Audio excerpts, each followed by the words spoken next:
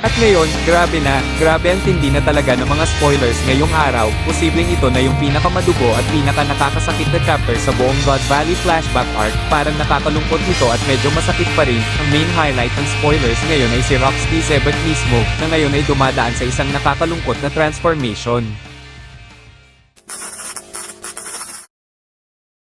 Ayon sa mga hints ng chapter, sinubukan ni Rox na labanan ang Domi Reversi na ginamit sa kanya ni Imo, pero habang nilalabanan niya ito, unti-unti pa rin siyang nag-iiba. At dito nagsimulang pag-usapan ng fandom na tuluyang naging demonyo na talaga si Rox, hindi lang sa anyo, kundi pati sa diwa. Sa umpisa pa lang ng chapter, pinakita na kung gaano kalupit si Rox D. Zebek. Ang mga dati niyang kasamahan, sina Big Mom at Kaido, ay literal na tinalo niya. At hindi lang basta tinalo, parang denomination talaga. Ito yung moment na makikita mo kung bakit natakot ang buong mundo sa pangalan ni Zebek. Di pa man natin alam kung nasa na si Whitebeard dito, pero marahil ayaw niya siguro na atakihin ang kanyang sariling kapitan kaya siya nawala bigla. Alam naman natin si Whitebeard, di ba? Habang nangyayari ang kaguluhan, si Kuma naman ay kumilos. Ginamit niya ang Nikyo no Mi para iligtas sina Ares at Batang Teach, at pinalipad para makatakas gaya ng ginawa niya sa Straw Hats. Tapos dito napapasok yung pinakamatinding part. Imo reportedly ordered Rox to kill everyone on the island. Grabe sinugulang ni Imo si Rox na patayin lahat ng tao sa God Valley. Walang pinipili, civilians, pirates, o kahit marino. Pero ang malupit dito, nilabanan daw ni Rox ang utos. Ayaw niyang maging sunod-sunuran, at sa proseso ng paglaban niya, parang may puwersang pumasok sa katawan niya hanggang sa naging demonyo siya. At ngayon, hindi lang ito physical transformation parang representation din ito ng pagkawasak ng kanyang will.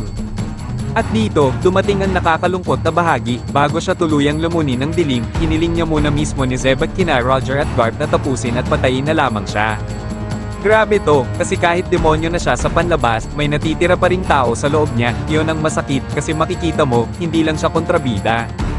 Isa rin siyang nilalang na biktima ng sarili niyang paniniwala. Kaya kapag iisipin mo, baka hindi lang basta masama si Rox, baka isa siya sa mga unang di na tumangging yumuko kay Imo. At syempre, ito na ang pinakamalupit na tagpo, si Roger at Garp, nagsaanib puwersa laban sa demonyong anyo ni Rox. Ang bigat ng eksenang to, hindi lang dahil sa tindi ng labanan, kundi dahil alam nilang si Rox ay hindi tunay na kalaban.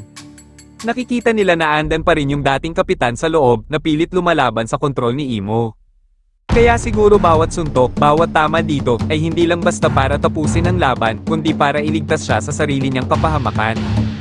Ang pinakamasakit lang talaga doon, ay lumalaban ka hindi para manalo, kundi para tapusin ang paghihirap ng taong minsan mong itinuring na kakampi. At kung titignan natin ito sa mas malalim na anggulo, ito rin yung sandali na tumatak sa pagkatao ni na Roger at Garp. Dito siguro nagsimula yung respeto nila sa isa't isa, yung uri ng koneksyon na hindi na binibigkas, pero ramdam hanggang dulo ng kanilang buhay. Abangan po ang full chapter guys, sobrang lupit nito, hindi lang ito labanan ng mga halimaw, kundi labanan ng paniniwala kung ano ba talaga ang tunay na nadahilan.